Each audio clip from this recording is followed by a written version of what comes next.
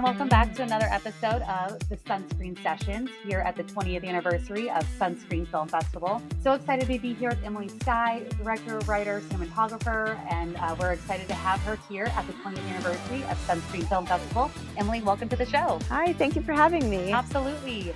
So first, I just want to get to know a little bit more about you. So I know that you've been directing for 20 years. Yeah. Tell me a little bit about your journey with filmmaking. Oh man, it's been a journey for sure. Like I look back at it and it was like to be where I am now to when I first started, and there was no social media. Like we didn't have YouTube, we didn't have Instagram, we didn't have obviously like TikTok. And so it was like trying to figure out and navigate at 17 years old, how do I become a filmmaker, in such an industry that felt like you couldn't cross the veil, right? So I look back at that and just like my journey, I started out modeling. When I was 17, I got scouted by Wilhelmina, and then I kind of used that to work on sets, and that kind of broke the veil down a little bit. And then my journey really started from there, and to see where like just more opportunities for women and just all filmmakers in general. Like you have a phone, you can make a film now, Absolutely. and it's like you don't know how to do something, you YouTube it. Exactly. So it's just been just seeing the transformation in just like the 20 years, and like how people are more accepting and open to new voices. Absolutely. Which that was not the case at the time, Yeah, different wasn't celebrated as much as it is today. No. That's for sure. No. So, you started when you're 17, like 2006 or so, I think, Yeah. First, director. So what did that look like for you? What did it look like to not have social media? You couldn't slide into somebody's DMs for advice or anything. So what did that look like? When I was 6, I started picking up my mom's camcorder. So like I was very familiar with a camera, like a camcorder. And so I wrote my first kind of like short film, but it didn't turn out to be short. It was like 45 minutes long, and I picked up a camcorder and I wrote the script for my friend. So I told stories that I knew, and we all just after school, we were creating these projects. I mean, at one point we turned my brother into Banana. It was like, it was so weird and so like strange. And I mean, my fascination and love for sci-fi started with, Close Encounters of the Third Kind. Oh yeah. And that was like, that opened my brain of, I love everything sci-fi and weird. So that's where it really just kind of like began for me. Nothing scared me.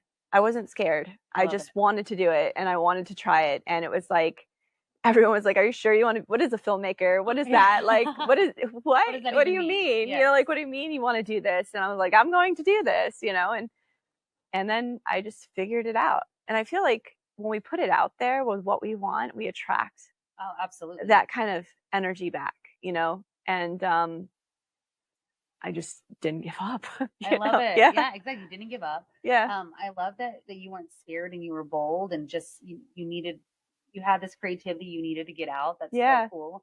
So speaking of sci-fi, you have a sci-fi movie in the festival. Yeah. So tell me more about Alienation.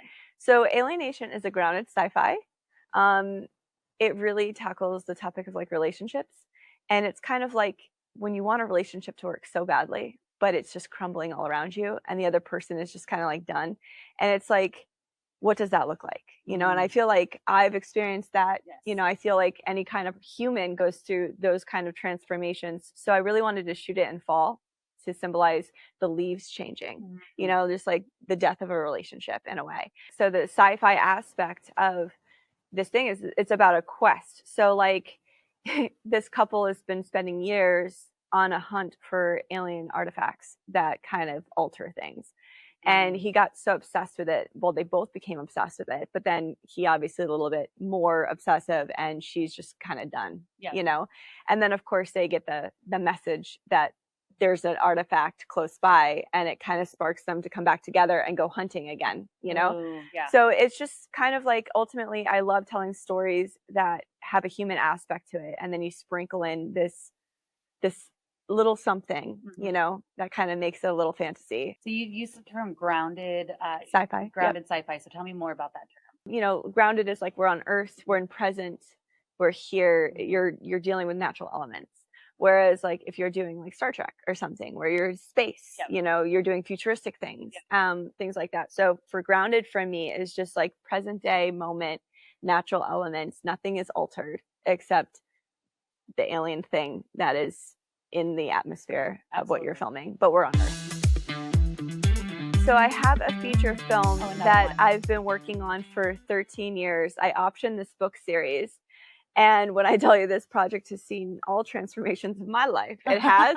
I optioned it 13 years ago, and it's been a journey with the author and I, but it is like X-Men meets The Notebook. And I actually just got financing to film that the end of August. Congratulations. Thank you. It's been, you know, at first, when I first started, it was like, you don't have enough experience to direct this kind of feature. I've had so many offers that they wanted to purchase the movie, you know, the franchise, but like they wanted to bring their own director.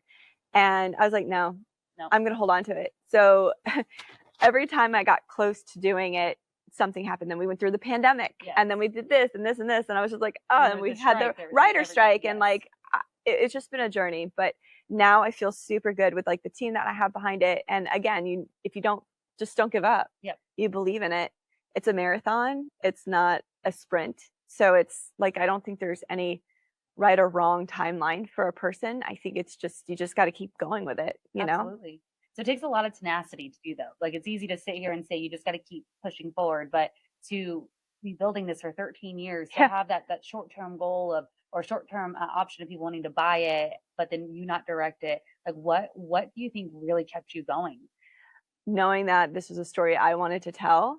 And I mean, there was days where I took months off from doing the project because there was a lot of just like, as an artist, I don't think people talk about like the depression that you go through in this industry. It like hits me in these waves of like, I'll do a feature film and then I finish the film and then I fall into a massive depression.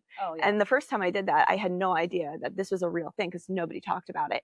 So like, and that's why I'm also an equestrian. So I ride and like I do things to kind of keep my brain active. And so it's really important. I tell filmmakers to really latch on to another hobby or something outside of filmmaking to keep you grounded and like not going crazy in your own head, because I did that. And so even with this project, I've gone through so many, you know, like you get so high and excited and then you get depressed because it fails in some kind of capacity, and then you get back up and you keep going. So, you know, honestly, I think, you know, you could have all the talent in the world, but if you don't have the drive, you're not going to get there. So you need that drive and that own kind of voice in your head that keeps pushing. I don't know. I think I'm a little crazy. I don't know at this point. Like, you know, we have to be. It's like when we're creative, we have to be a little crazy. I feel like we're all a little eccentric, and we all have to believe in ourselves that much because no one is going to get you there. You have to do it.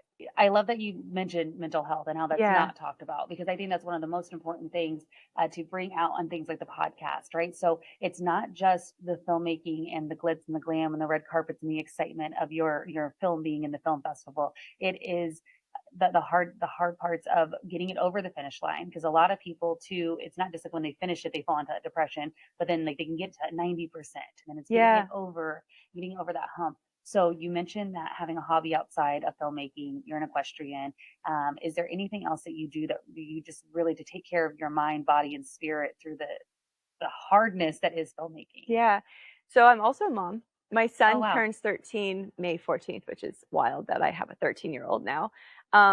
So like, I think a huge part of just things and like the funk is that I have to be present for my son. Yes. So it's kind of like, I know not everyone can relate to being a parent, but for me, I had no other choice. I'm a single mom. So like I had to figure it out and get myself together and power through. But what helped me besides just horseback riding is yoga, going to the beach, surrounding myself with people that really inspire me and kind of help me through those, and not being afraid to talk about it, because I thought it was like was something wrong with me, you know. And it's like as artists, you know, especially when you get into post and you see your work and you're like, what did I just do? You know, and you get so stuck on things. And I had to really learn to kind of release it. And there's a really great book called Making Movies by Sidney Lumet.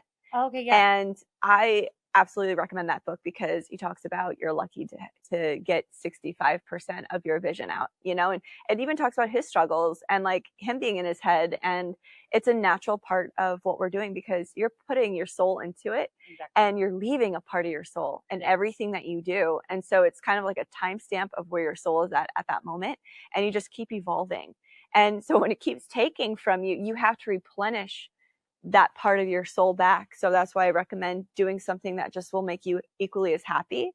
Yeah, I think it's just important. Not enough people talk about the flip side They don't. of it. It's not all rainbows and butterflies and like, oh, this is great. And I mean, even when I'm filming, I go through these waves of like, you think, you know, you're a hack, you know, and then you have to get out of your head and be like, I'm worthy to be here. Exactly. I deserve this. Exactly. You know? You do. And you do. In 20 years in the film industry, doing everything that you've done, you know, I like to highlight female filmmaker, but just being a filmmaker who's had the tenacity to overcome this for 20 years, it's incredible. You know, you said something that really triggered in my brain when you talked about like a little piece of you stays with each of those projects. It's going to be super nerdy, but thinking about Harry Potter and the Horcruxes. Yeah, the Horcruxes. Yes. They split them all, yes, you know, Voldemort. Yes, and then that's like the thing, and then that's a part of you in these movies. And that's what's so cool about legacy. Like, and that's what I'm thinking about a lot when I'm thinking about the 20th year of Sunscreen, right? And thinking about leaving a legacy. And I love that you talked about a part of you is in each of those films, because that's how you're leaving yourself, and you will live, you know, on through that, which is so incredible. And I love that. So I know this is your first time here at Sunscreen.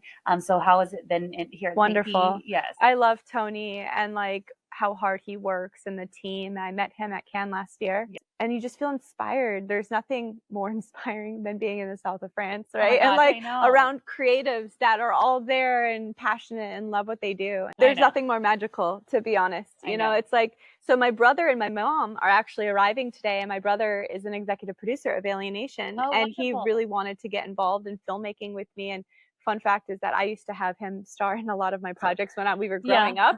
So like the fact that he's like, you know what, I want to produce and do this, I was like, great. So I brought him in, and my mom she's always been a part of like the team and like doing something. And so to have them both here today, and this is their first festival experience ever. Yay. So I signed up for a bunch of panels and films to watch, and just really just showing them, you know, all the stuff. But just like, we're such a close family that we've all just believed in each other, and they've been my biggest support. I love that you have that. That's amazing. Well, Emily, thank you so much for being on the show, talking, coming here to Sunscreen. I'm glad it's your first, but I hope it's not your last time here. No, absolutely not. It's a blast. Can't wait to see Alienation, but your future ones. See you in Cannes. But I thank you for being here, Emily, and being a part of Sunscreen. Thank you so much for having me.